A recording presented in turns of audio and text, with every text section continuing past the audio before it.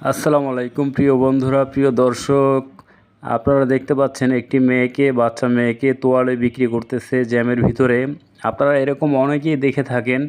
এরা হচ্ছে আসলে গরিব মানুষ, এদেরকে আপনারা সহযোগিতা করবেন। একটি তোয়ালে যদি আপনি কিনেন তাহলে তার ফ্যামিলিগত সহযোগিতা হবে। যাই হোক, আমি যেটা বলতে চাচ্ছিলাম যে দেখেন, আজকে বৃহস্পতিবার যে জ্যাম পিছন থেকে দেখাচ্ছি, আর এখান থেকে দেখেন বাইকগুলো কিভাবে জ্যাম, সামনে জ্যাম, ডানে জ্যাম, বামে জ্যাম, সামনে জ্যাম, পিছনে জ্যাম, সব দিকে জ্যাম। জ্যাম ছাড়া কোনো কথা নাই। হ্যাঁ, এখন আমরা চলুন মূল আলোচনা চলে যাচ্ছি। যে কথাগুলো আমি আসলে আপনাদের সাথে শেয়ার করব আজকে, সেই কথাগুলো হচ্ছে যে আইনগুলো যে তৈরি হচ্ছে, যে আইনগুলোর কথা আপনারা শুনতেছি যে ইদানিং কিছুদিনের ভিতরে নাকি এই আইনগুলো পাশ হতে যাচ্ছে। আচ্ছা, এখন এই আইনগুলো যদি পাশ হয় তাহলে তো আসলে কেউ মেনে নেবে না। কারণ আপনারা তো জানেন, আমরা যারা রাইড শেয়ার করি বা এমনি নিজস্ব যাদের বাইক আছে, আমরা তো বুঝি যে এই আইনগুলো আমাদের পক্ষে মানা সম্ভব নয়।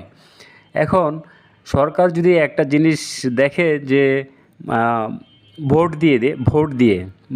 মানে কীরকম, হ্যাঁ বা না, কত পার্সেন্ট মানুষ হ্যাঁ বললো এই আইনের বিরুদ্ধে, আর কত পার্সেন্ট মানুষ না বললো এই আইনের বিরুদ্ধে।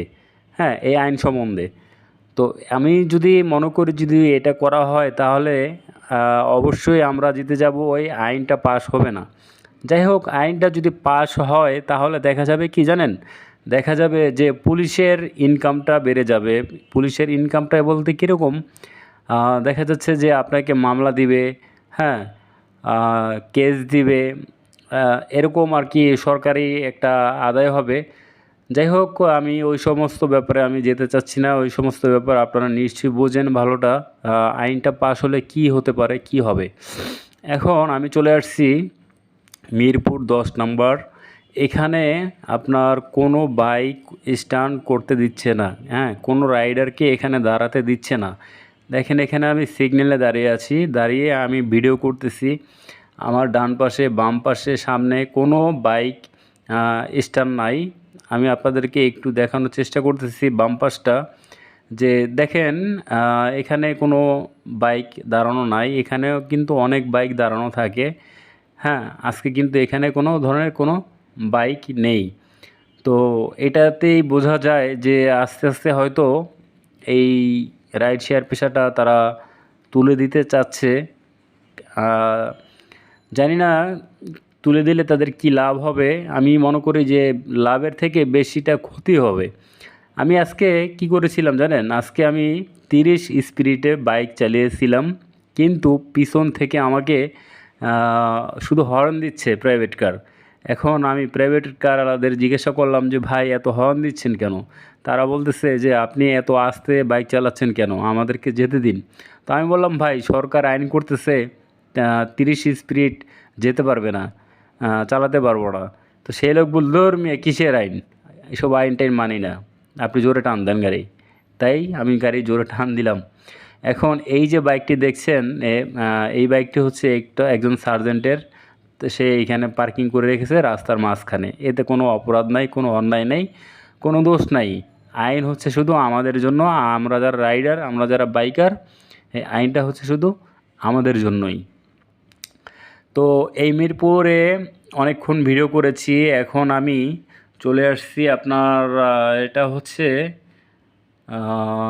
হচ্ছে আপনার পল্টন, মনে হয় পল্টন, নয়তো গুলিস্তান, যাই হোক যেখানেও হবে। এখানে দাঁড়িয়ে আছি আমরা। সরি, এটা হচ্ছে যাত্রাবাড়ি। এখানে দেখেন প্রচণ্ড পরিমাণে বাইক। এখানে কিন্তু একটা প্লাস পয়েন্ট আছে, এই যাত্রাবাড়িতে কিন্তু প্রচণ্ড পরিমাণে ট্রিপ হয় এখানে। হ্যাঁ, আর একটা জিনিস আমি দেখেছি, এখানে যারা 10 টাকা করে চাঁদা নেয়, দুই তিনটা ছেলে আছে, 10 টাকা করে ট্রিপ হলে 10 টাকা করে চাঁদা নেয়। কিন্তু আমি মনে করেছিলাম এতদিন যে এই চাঁদাটা মনে হয় ওই পুলিশ বা ট্রাফিক সার্জেন্ট বা বড় ধরনের কর্মকর্তা তারা নেয়। কিন্তু যখন এই যে দেখেন, এই যে অনাবিল বাসটিকে আটকালো সার্জেন্ট এবং ট্রাফিক, তখন এই ডান পাশে যে বাইকগুলো ছিল, যে যারা বড় বড় নেতারা, বাইকের নেতারা যারা, তারা হেলমেট পরে রেডি, স্টার্ট গাড়ি, যে কখন গাড়ি টান দিবে। তখনই বুঝেছি যে এই টাকাটা পুলিশ খায় না, এই টাকাটা তারা নিজেরাই ভাগ বাটোয়ারি করে খায় টাকাটা। যদি পুলিশ দেখে যদি তারা এরকম মানে দৌড়াদৌড়ি না করতো, তাহলে হয়তো বুঝে নিতাম ব্যাপারটা যে পুলিশ টাকা খায়। কিন্তু যখন তারা দৌড়াদৌড়ি শুরু করলো, তখন বুঝলাম যে না, আসলে পুলিশ এখানে পুলিশের কোনো হাত নেই।